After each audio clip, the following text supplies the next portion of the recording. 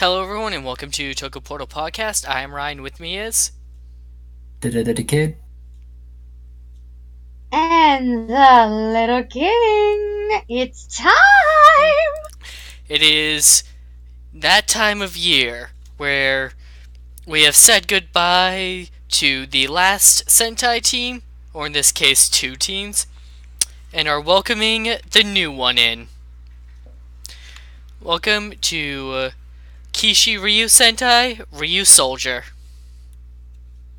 And before any of you say it, no, for the love of criminally, it is not a Kyoryuger cop-out. It is actually not, as we are about to go into detail of. Yeah. So episode 1.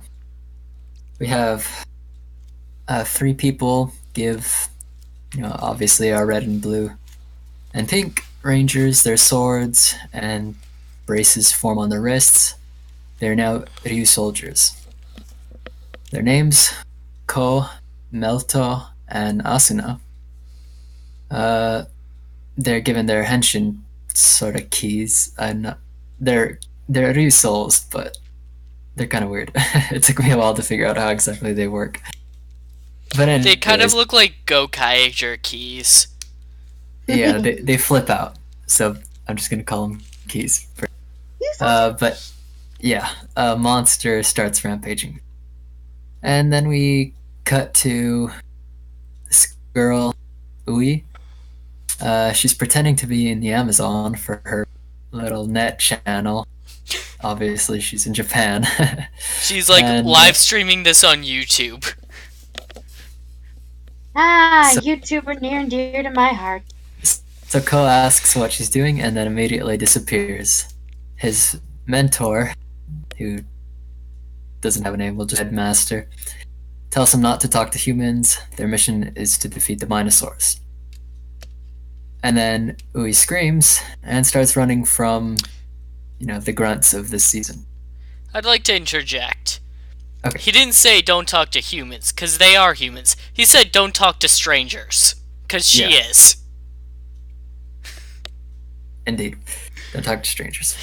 So yeah, Ui starts running away from obviously the new grunts, and a slimy mushroom monster. They're cut down by the 2 Ryusoul Reds. And then we have an opening. Thoughts? That was so much.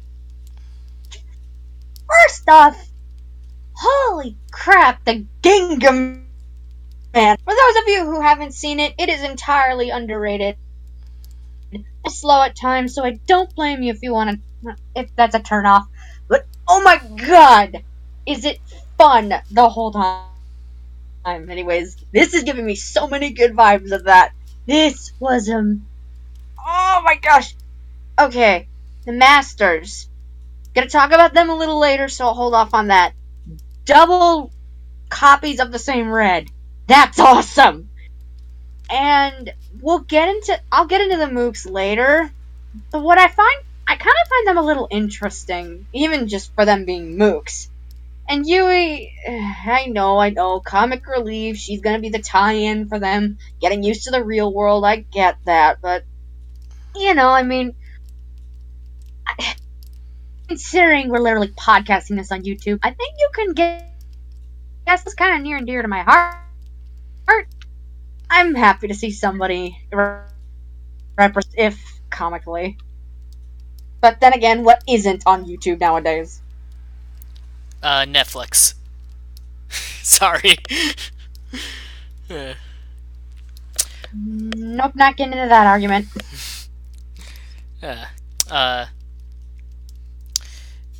So, the little ceremony that you get at the beginning is really nice because it helps feel like they accomplished something. Not like, alright, you did it, here are your powers, like, glanced over, like, no, here's an actual ceremony of you getting your powers. Plesco, Red, just like popping in to see what Ui is doing and getting scolded for talking to strangers. Like, this series is displaying just a lot of normalcy early on that I really appreciate. It helps make the characters grounded, and it helps the, like, all the weird, like, superhero stuff stand out better because, hey, that stuff isn't normal, even if it kind of is for them. So just having them be normal people is really good. Okay, so thoughts on the opening itself. I really like the song. I think the video is a bit too crazy, but it's whatever. Thoughts?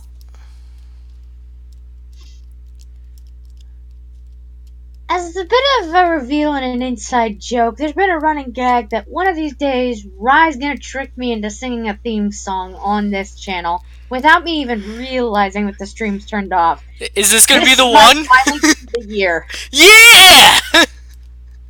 Cause holy shit, this was. I get it's crazy, but I can't get it out of my head. This is way too fun for me not to. I need to, like, I have this problem with new themes where, like, I need to hear them quite a few times to, like, for it to truly set in with me. So I can't give much of an opinion right now. I will, like, maybe after I've heard this 4 or 5 times. There are rare exceptions, though, like Lupat. That was just a really good intro from the start for me. So I'll get back to you on this one. Alright, so Ko, Riso Red, uses the Tsuyo Soul to defeat the grunts, and Ui saw the whole fight. Then she gets a call from, is it her grandpa or dad? Because I saw... It's not her dad, it's either her grandfather or uncle. Okay, well, I'll just say... I'm fairly certain it's not her dad. Okay. Well, we'll say... Watch next episode immediately prove me Grandpa, wrong yes. when she, like, sees him and is like, hey dad, I'm home. Yeah, I read something that it might be the dad. Anyways, he calls her, basically wonders when she's gonna come home. Obviously, he knows about her fake little adventures. And then she just says she won't come home until late, and then hangs up. Because she just saw some crazy shit. So... I wish I could be as proactive as she is sometimes. Well, I don't think she has a job, so... You know what? That's fair. Yeah, so the three masters and basically this old man, we don't have a name, so we'll just call him the elder of the village. He explains that the grunts and the monster are called Druidon.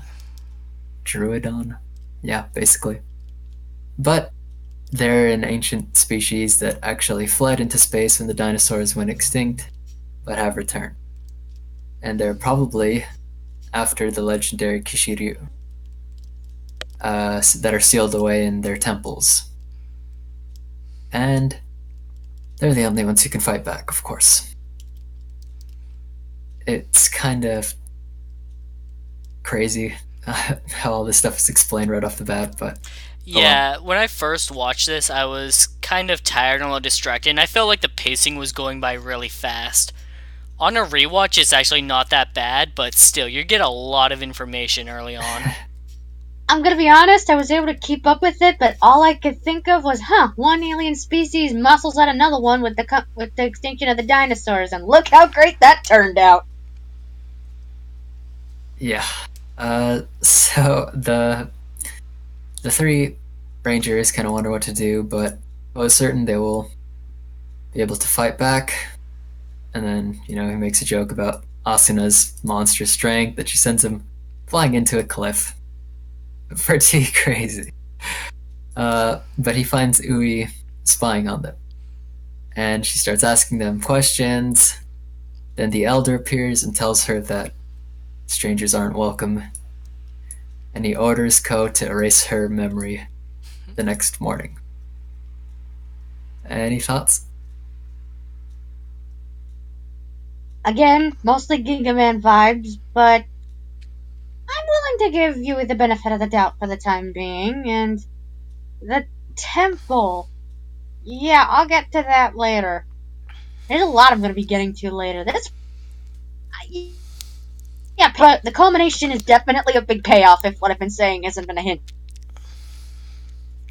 Like, the Ryusoulgers being told, like, who their enemy is, going through the whole thing about,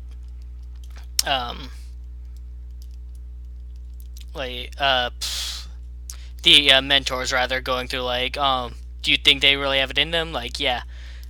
The whole campfire scene, like, this is what I was talking about. I said, everything is just really normal. They very strongly establish a sense of normalcy for the characters. Like, that they're just people who have a job to do. And that job just happens to be dangerous.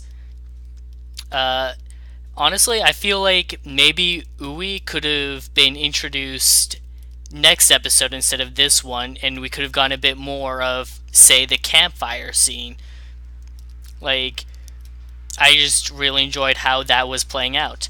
I didn't expect Asuna to be that strong when he called her strong. I expected a display of strength when she got up, but I didn't expect her to send him flying into a rock cliff with, like, a dust cloud bursting up and such. Vashi wasn't expecting that either. He was expecting her to actually be really weak. So, on his behalf, Vashi quoted, "Holy shit." Yeah, I think most of us are thinking that. So, Ui asks how he's gonna erase her memory.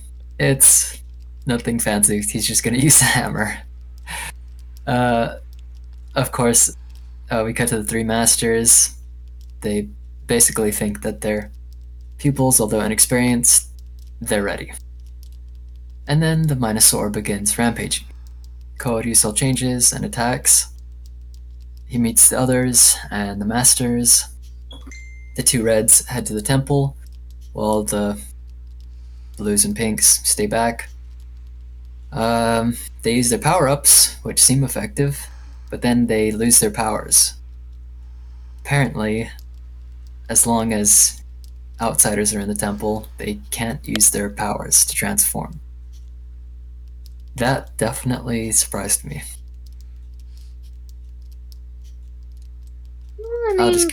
Any thoughts? Sorry. No, go ahead. I mean, it's not a possibility. I mean, it's probably the reason why they made the whole secret village thing to begin with. It's always going to be a yeah, the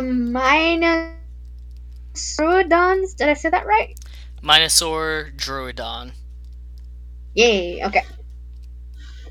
I mean, it doesn't feel like in the sense of separate factions of villains. This feels more like a faction, a higher. You know what I mean? Like, the kaiju are Minosaurs. The villain organization themselves are the Druidons. Yeah, and they make it a little clear that they've been on Ryusoulgers solely to fight off the Minosaurs. The Druidons, they feel very much like they were thrown out of left field for this. They were not expecting to fight this sort of thing, you know? And that's interesting. Especially considering, Secret Village, secrets we don't know about them, and no more! Even with the campfire scene, which was so amazing and easily one of my favorite parts. Yeah. God, I sound like a broken record this week. I hate when I do that, but I don't care. Oh my god!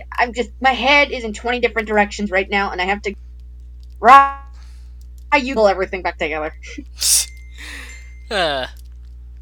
Like, the gag of he was just gonna knock her the fuck out to erase her memory. Again, like, no special secret like magic memory erasing technique, nothing that could like, why don't they use that later on the show? It's like, nah, he's just gonna use a fucking hammer like a normal human being. Like, I'm actually hoping that this is a recurring theme, that they're just normal. Uh, the monster attacking, surprising them all. That was definitely a shocker for us as much as it was for them, because, hey, giant monster from the get-go. Even they're like, yeah, I've never seen one this big before. So it's relatable. It helps us in their position. Like, yeah, you don't normally see that off the bat. And I'll talk more about it as we get further into the episode.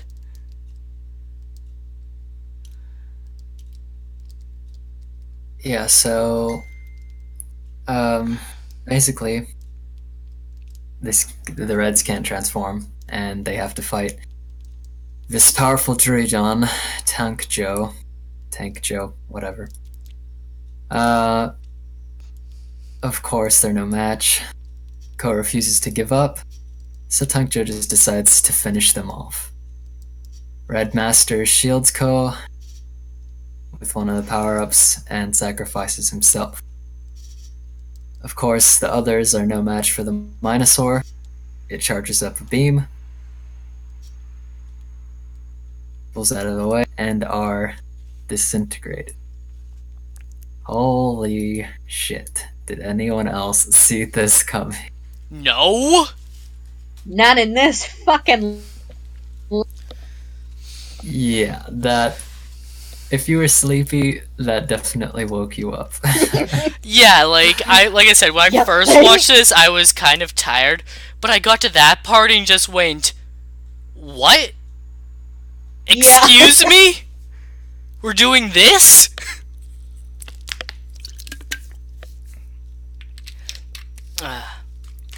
Like, losing their powers already was a good, like, little touch on, oh, hey, the situation is actually pretty serious right now. But then for the mentors just get obliterated like that. It's like, oh man, okay, they really want to lay it on thick that like there's a lot going at stake here. And it's great growth for the Ryusoulgers themselves, like, gone. Like, these people that have trained them, gone. After we see how, like, so, like, losing their powers is good because we see them fighting without their powers. We see that, like, they don't just get all of their skill when they're ensued, like, they can actually fight on their own. And then this is just great growth for their characters because the people that they've been dependent on, they can't do that anymore. They have to work on their own now.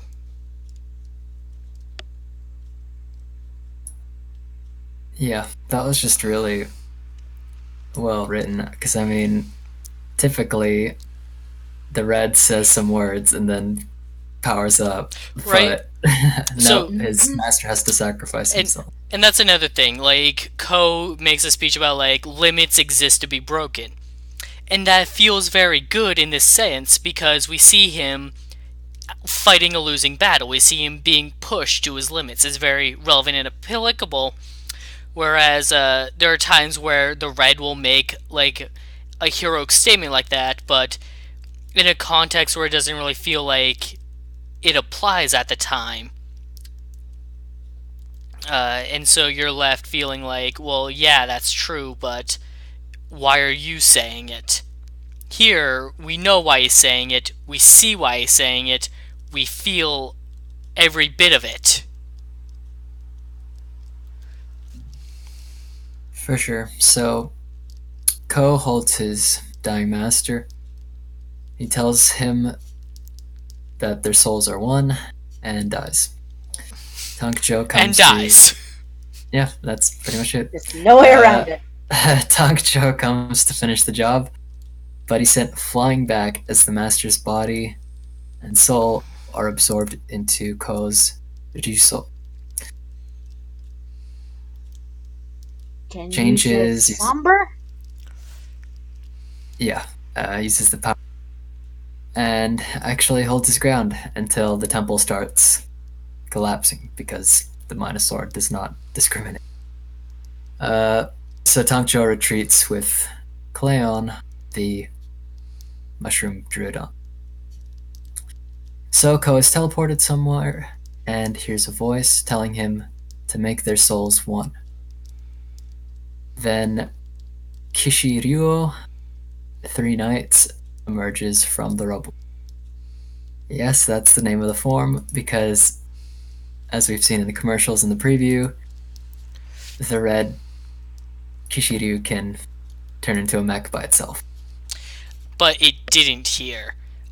Pink and blue were already attached. This mech was sealed away, ready for combat on a moment's notice. Yeah, pretty much. So, yeah, then we get mech fight. It's pretty awesome. I mean, Lupin Ranger versus Pat Ranger had some good fights with effects, but this was like really impressive with the minimal effects. What did you guys think? That guy's a mech riding mother freaking badass! Enough said. Like, the choreography on the mech fight itself was really good. I know that they tend to go all out for new introductions, but I actually hope we get more of this kind of fighting in just this, like, in just general, and not have to wait for special occasions to bust this kind of choreography out. I don't know how hard it is on the suits, but if they could pull something like this off consistently, that would be great. Another thing I wanted to bring up, by the way, when Red's mentor died, and then Red got all like supercharged, and like this very inspirational music started playing. Did either of you think that the Pirates of the Caribbean music was starting to play at first? Not gonna lie, maybe. I don't think so. Cause that's what I was hearing at first. Even on the rewatch, I was like, the very like beginning of it sounds like the Pirates of the Caribbean music. Okay, go have another listen and see if you can see what I mean sometime. Well, I do know one thing is that this episode had some like... Okay, no, I just checked, yeah, it kind of does sound like that. But some of like the other background tracks they kind of go for like an old English vibe. It's pretty interesting. I don't love it or hate it, but it's something new. I'd say it fits concerning the night aesthetic they're going for. Yeah, for sure. Yeah. It's just unexpected from Sentai. Fair enough. I appreciate the effort. Yeah, for sure. Knights are cool. Yep. So, yeah, mech fight. Of course, the Minosaur's defeated. And then the Kishiryu split up. The Elder tells them that they can still transform because their Ryusouls are empowered with their master's spirits. He doesn't say all that, but that's what it... That's what it happened. That's implied, yeah. The Elder tells them to join their other 2 comrades, Green and Black, and carry on their master's wills. They Ryusoul change, roll call, and vow to use their swords for justice. Episode end.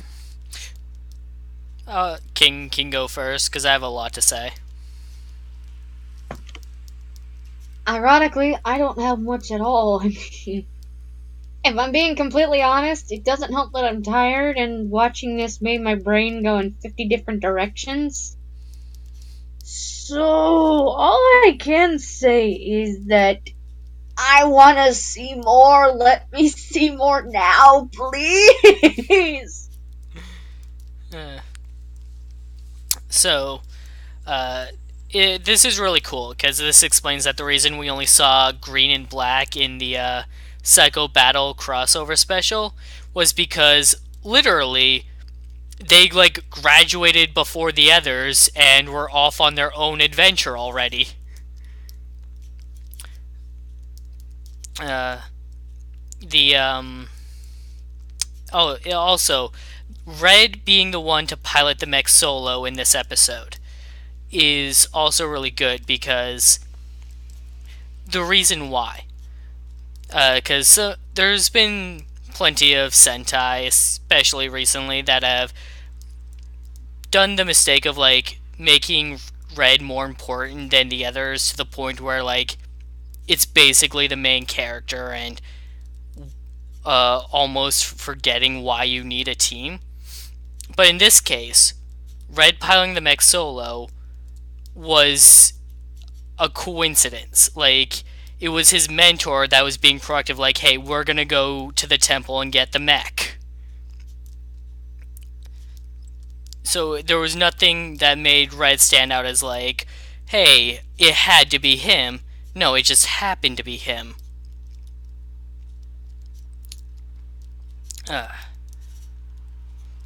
And so this works as it's like, alright, you made Red stand out and feel more important without making him overshadow the others and not making the others like feel like they don't need to be there.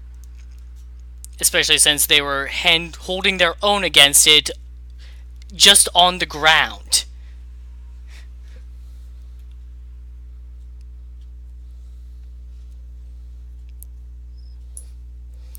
Yeah, I think it was pretty well handled. Honestly, the roll call at the very end of the episode kind of threw me off, but once they said their catchphrase / promise that they're gonna protect the world or whatever, then I was like, okay, I see the point. The roll call itself was really good. It was like the Neo Kyoryuger dance sequence that made me go, I'm not sure about that. Yeah, and they're not even the ones dancing. I'd be fine with that. It's their little It's like figures. Yeah, it's like their toy gimmick is dancing for them. Yeah. I can live with it. I've seen worse.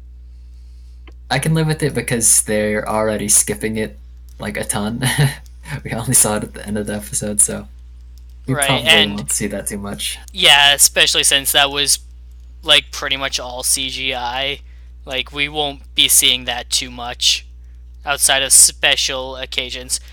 So we'll probably see it again next episode for Black and Green's official introductions, but not much beyond that.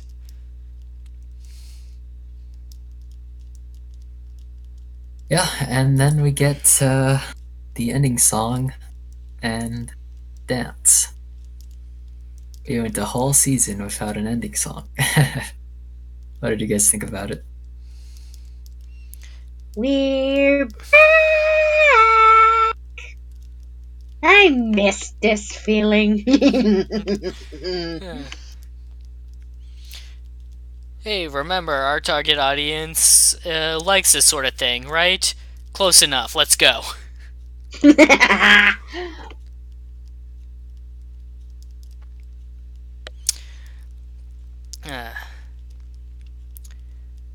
So, thanks for joining us tonight, everybody. We'll be back tomorrow for more Kamen Rider ZO. That show is actually gaining a lot of traction, so definitely check it out if you haven't been. Thursday for more Power Rangers Beast Morphers. That is also off to a really strong start. And then do it all again next week. Thanks for listening. See you next time. Thank you for listening. Fare thee well unto thee, my dudes. See ya.